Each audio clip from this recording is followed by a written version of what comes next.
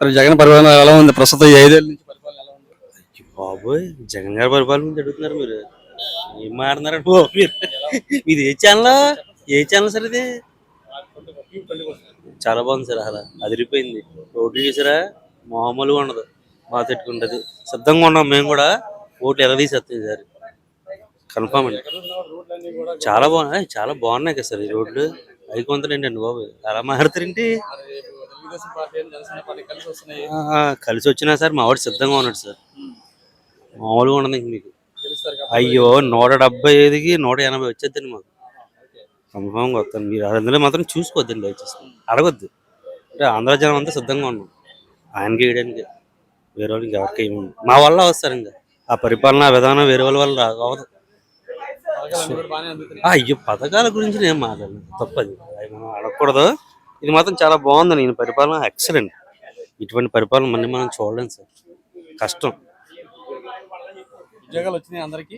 వీడికి మొన్నదాకా పాపం బెంగళూరు చేసి వచ్చాడండి, ఇక్కడ లేక. నేను కూడా మొన్న వచ్చాను బెంగళూరు నుంచి. ఇక్కడ ఎక్కువ వచ్చేస్తున్నాయి అంటాను. బయట నుంచి లోకల్కి వచ్చారు. అవునండి, ఉద్యోగాలు ఎక్కువ వచ్చాయి. ఇక్కడ ఎక్కువ వస్తున్నాయి. అవునండి. మరి మన కోడిగుడ్డు మినిస్టర్ గారు ఉన్నారు కదండి, ఆయన ఐటీ శాఖ ఐటీ శాఖ చాలా మంచి మంచి ఉద్యోగాలు ఇచ్చారండి. ఇప్పుడు దానికే నాకు పంపించారండి. మేము వెళ్తాం, ఎక్కడ బాగుందో చూసుకుని ఆడేసేస్తాం. ఉద్యోగాలు ఉన్నాయని కూడా అంటున్నారు ఈయన. అయ్యి బాబోయ్, ఏమి లేదండి, ఏమి లేదు, అయిపోయినట్టు ఇంకా. ఎవరు అధికారులు రావచ్చు? కేవలం అయితే చంద్రబాబు నాయుడు కన్ఫామ్గా వచ్చేస్తారండి, పక్కగా. అది ఎన్ని సీట్లు వస్తాయని చెప్పలేదు, పక్క. ఇంకా ఈయన సినిమా అయిపోయిందండి. ఇంకా ఆయన సిద్ధం అంటున్నారు. మేము సిద్ధమే కదండి. మరి ఇప్పుడు ఆయన సిద్ధపడ మేము సిద్ధమే కదా. దేనికి సిద్ధం అంటారు ఆయన? ఏదండి ఆయన దేనికి సిద్ధం అని చెప్పని అంటున్నారు? దాని అర్థం ఎందుకంటే ఇంటికి వెళ్ళిపోవడానికి సిద్ధమండి. ఇంటికి వెళ్ళిపోవడానికి ఇంకా ఇంకా చాలా జరుగుతాయండి. ఇంకా రేపు ఎలక్షన్ అయిన తర్వాత దాన్ని బట్టి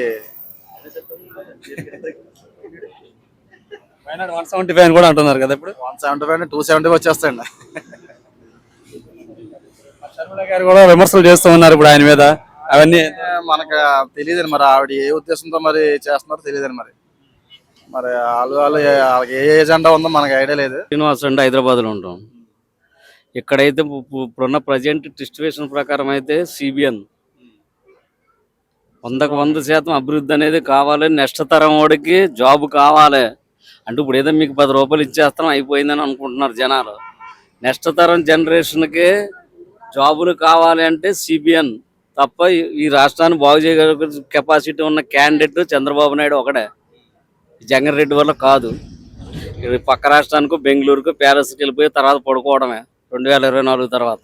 పథకాలన్నీ కూడా బాగానే అందుతున్నాయని చెప్పాలండి. పథకాలు మీకు డబ్బులు ఇచ్చేసి, మీకు 10 రూపాయలు డబ్బులు ఇచ్చి ఈయన దగ్గర 100 రూపాయలు తీసుకుంటున్నారు. ఇంట్లో కూర్చుని ఆడవాళ్ళకి అది తెలవట్లా. రేపొద్దున వాళ్ళ అమ్మాయిలు కాదు పిల్లలకి జాబులు కావాలి, ఎవడెత్తాడు అయ్యి? నాకు పథకం ఇచ్చాడు 100 రూపాయలు, వెనకాల నుంచి 1000 రూపాయలు లాక్కుంటున్నాడు. మరి దీనికి ఏం సమాధానం చెప్తారు? మరి ఇప్పుడు రేపు మనం తెలుగుదేశం జనసేన కలిసి రాబోతున్నాయి కదా. 100% జనసేన టీడీపీ గవర్నమెంట్ వస్తుంది ఆంధ్రప్రదేశ్. ఒకవేళ రాదనుకోండి ప్రజల కర్మ అది. వాళ్ళని గెలిపించుకుంటే బాగుపడతారు, లేకపోతే వాళ్ళ కర్మ అది. అంతే 100%. జగన్మోహన్ రెడ్డి గారు నేను కూడా సిద్ధం, ఎన్నికలకు సిద్ధం అని చెప్పని అంటున్నారు. 175 వైనాట్ 175 అన్నాడు. వంకాయ పులుసు కూడా కాదు. వైనాట్ 175 15 కొట్టుకోమనండి. 175లో 15 తీసుకోమనండి చాలు. 15 సీట్లు కూడా వస్తాయో రావా అని. 15 వస్తే గొప్ప. 15 వస్తే ఏ ప్రతిపక్షంలోనూ. ఇప్పుడు లాస్ట్ టైం ఏం చేశారు? 23 సీట్లు చంద్రబాబు నాయుడు గారు ప్రతిపక్షంలో కూర్చున్నాడు. ఇప్పుడు ఆయన 15 అప్పు నా 23 తెచ్చుకోమనండి. ప్రతిపక్షంలోనే కూర్చుంటాడు కదా. అసలు ప్రతిపక్షంలో కూర్చుంటాడు లేకపోతే బెంగళూరు ప్యాలెస్ లో కూర్చుంటాడు. ముందు అది చూసుకోమనండి. గురించి వస్తున్నాయి అవి. ఇవ్వాలంటే వస్తున్నాయండి. వాళ్ళు ఇవ్వకపోయినా మేమన్నా కష్టపడి చదివించుకుంటాం, దాని గురించి కదండి.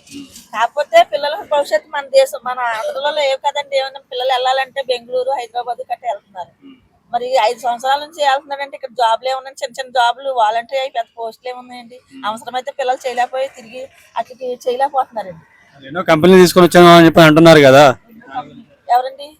మన ప్రభుత్వం ఎన్నో కంపెనీలు తీసుకొని వచ్చాము, చాలా మంది ఉద్యోగాలు కూడా అందిస్తున్నాం అని చెప్పి. ఏమన్నాయండి? 5 ఏళ్ళు 3 ఏళ్ళు ఉద్యోగాలే కదండి. అంతకన్నా మించిన ఉద్యోగాలు ఏమున్నాయి జగన్ వచ్చాక? పథకాలు కూడా అన్ని బాగానే అందుతున్నాయి. అంటే ఇస్తే ఎవరైనా తీసుకుంటారండి అవి పెద్ద ఇస్తానంటున్నారండి, కానీ టైం పెట్టేసి టెన్షన్ పెట్టేస్తున్నారు. ఇప్పుడు ఏమంటే పథకం వస్తుందని ఆశపడుతున్నారు. ఇప్పుడు ఇచ్చిన పథకం మళ్ళీ మళ్ళీ మళ్ళీ నెక్స్ట్ ఇయర్కి ఎలా ఉంటుందంటే ఇస్తాడో ఎవడో, ఇస్తాడో వేస్తాడో వేయడో అన్న భయంతో జనం కూడా చాలా ఆందోళన పడుతున్నారు. ఈసారి ఎవరు వస్తారనుకుంటున్నారు? ఏం చెప్పగలమంటే గాలిసురు అది టయానికి ఎలా ఉంటుందో ఎవరైనా చెప్పలేమండి. జగనే రావచ్చు ఆశపడి, లేదంటే చంద్రబాబు నాయుడే రావచ్చు. ఆ తర్వాత అండి మనం చెప్పలేము. గమ్ముని అనుకుంటాం ఏంటంటే జగన్ రావాలని అనుకుంటారు. ఎందుకంటే ఈ పథకాల గురించి ఆశపడిన వాళ్ళు అలాగ అనుకుంటారు. ఈ పథకాలు అవసరం లేదన్న వాళ్ళు చంద్రబాబు నాయుడు వస్తే మంచిది అనుకుంటారు.